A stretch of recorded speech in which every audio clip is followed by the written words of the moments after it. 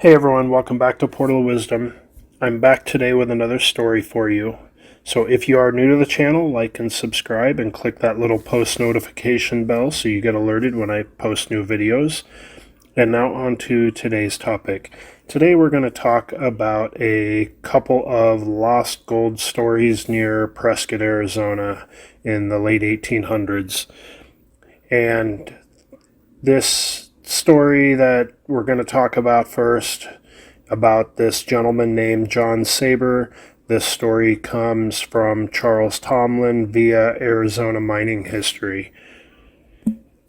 So, in the fall of 1876, a successful businessman from Georgia, his name was John Saber, he arrived in the Prescott, Arizona area, and he was going to try his luck at gold mining.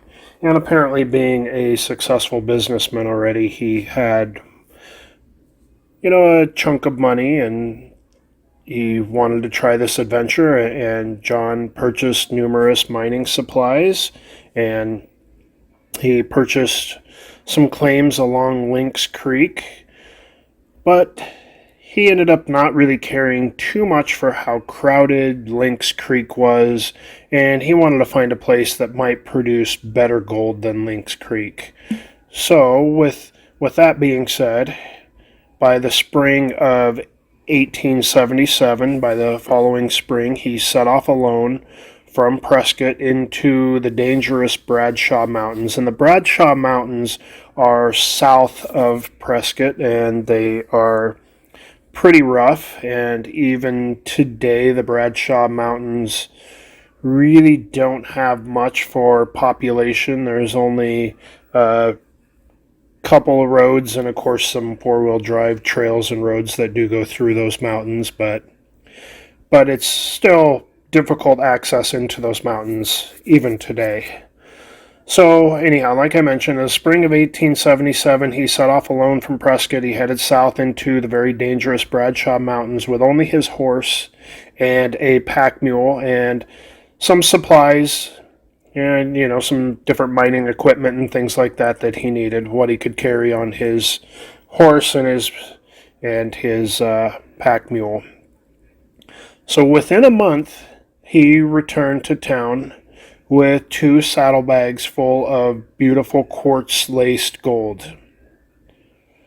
So he purchased 2 more pack animals, and he loaded them with as much supplies as he could manage to get on them, and headed back for even more mining. So a captain that was stationed at Fort Whipple near Prescott, he asked to escort John with his detachment as far as Rose Peak, now Antelope Peak, as the reasoning behind this was that the Apache Indians, or Native Americans, were recently active in the mountains nearby and had been for some time, and that's part of what made these mountains pretty dangerous. So John Saber agreed, and he stated that his recent discovery was just a day's ride from Rose Peak, or like we said, it's called Antelope Peak today. Once at that peak, and having camped for a couple of days, the military escort, they went ahead and they continued their patrol, and John Saber returned towards his mine.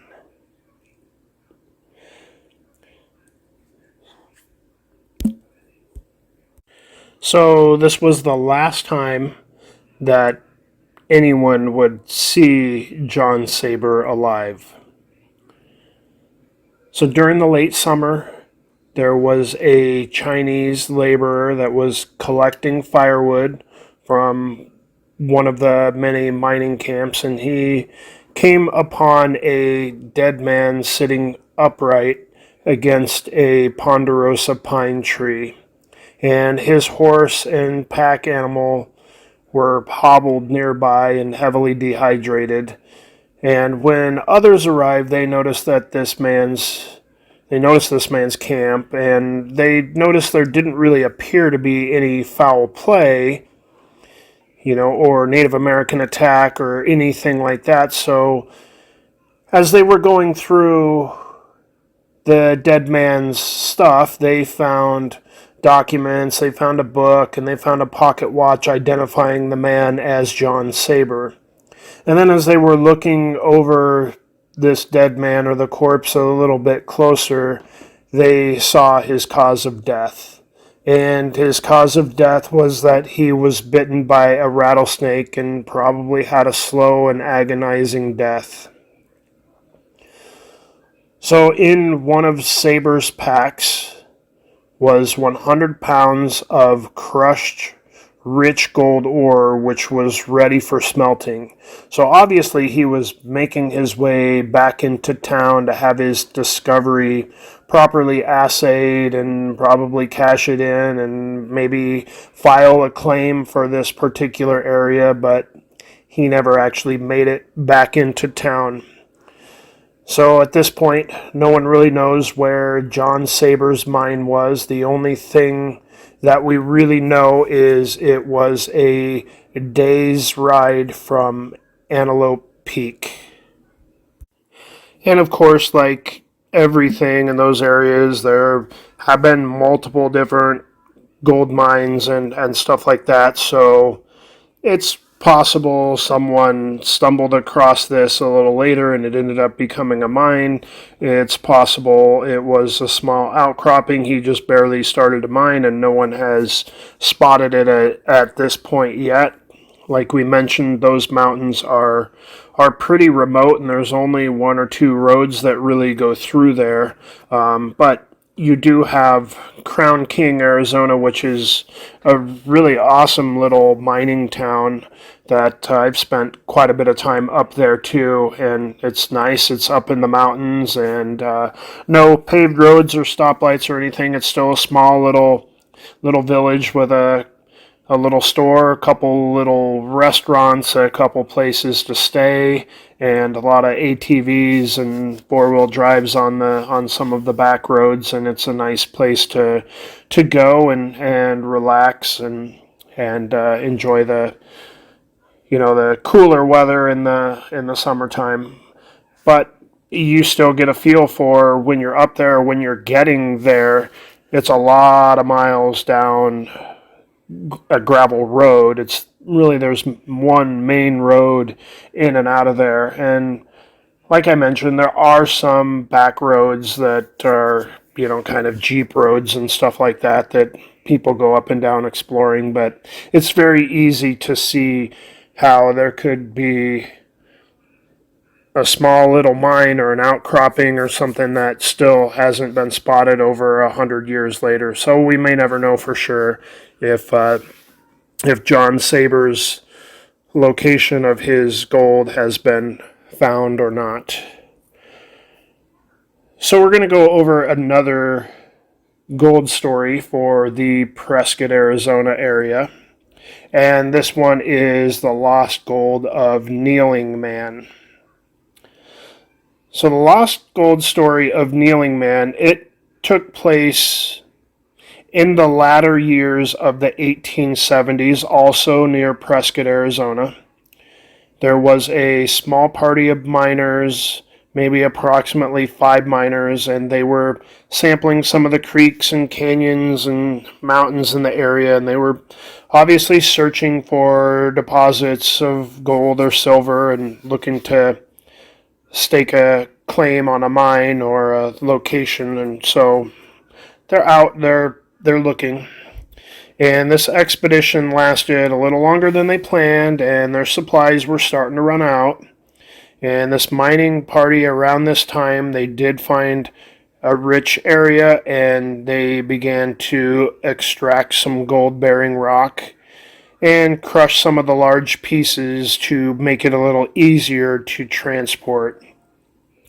Therefore, they filled up their packs on every horse and mule that they had, and only having 2 actual packs for the animals, they had to cut their canvas tents to make more packs to carry more ore, and they packed as much as they could and made these makeshift packs to take as much crushed ore as they could.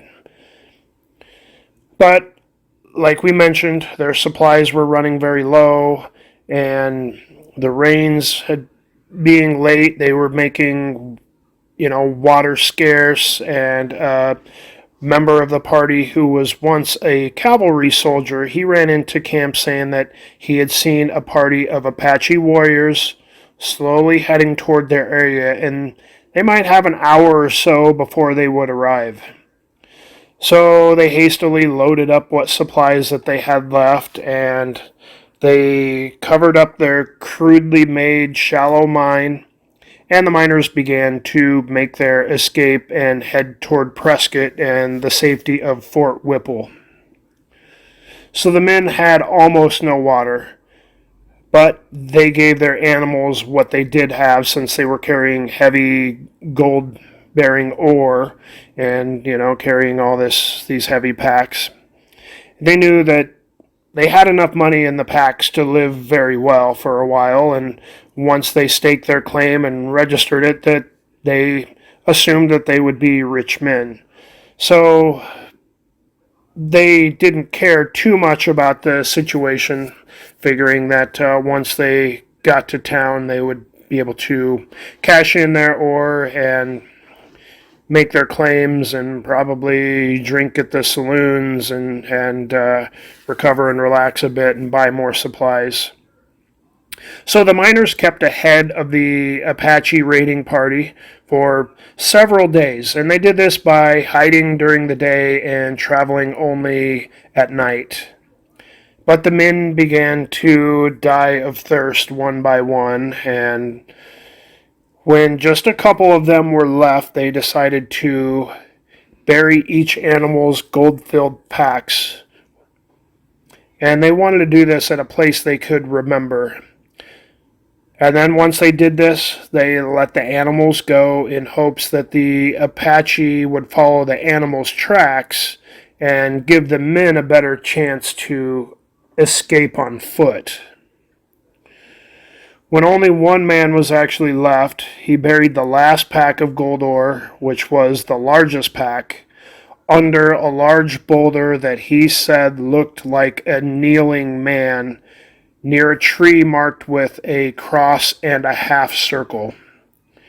And then he collapsed in a spring at the foot of the mountain near Prescott.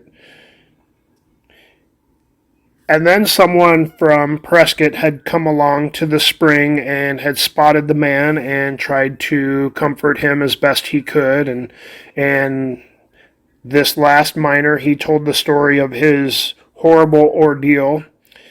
And apparently he told it through a very faint voice because he was very weak. And he didn't last long. He managed to get his story out, and it was said that he died very shortly after that. And the miner was then buried a few feet away from where he spoke his last words and where he spoke his story of their gold find and the last gold pack that he buried underneath the boulder that resembled a kneeling man that he mentioned had the tree marked with a cross and a half circle. So apparently this treasure has never been found either, and it sounds like a pretty peculiar type of rock or a boulder if it looks like a kneeling man. But anyhow, that is another story of lost gold in the Prescott area near Arizona. So if you have any comments, you can definitely leave your comments and thoughts. Thanks.